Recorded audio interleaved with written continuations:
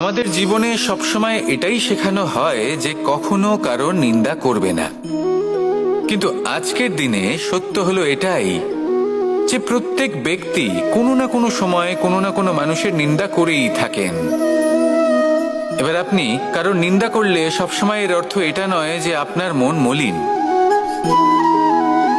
কখনো কখনো এমন কিছু পরিস্থিতির জন্ম হয়, কিছু ব্যক্তি আমাদের এমন দুঃখ দেন যে সেই দুঃখের বশে আমরা নিন্দা করতে শুরু করি।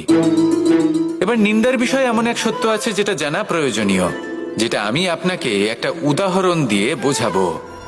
আপনি কখনো একটা চিত্র অঙ্কন করতে চেষ্টা করবেন, যতক্ষণ না সেই রং আমাদের হাতে লেগে যাচ্ছে ততক্ষণ আমাদের সেই চিত্র পূর্ণই হয় না।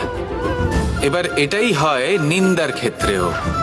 কেউ আপনাকে যতই দুঃখ দিক না কেন, যদি আপনি কারোর নিন্দা করেন তাহলে কোথাও না কোথাও সেই নেতিবাচক শক্তি অবশ্যই আপনার মধ্যে প্রবেশ করবে।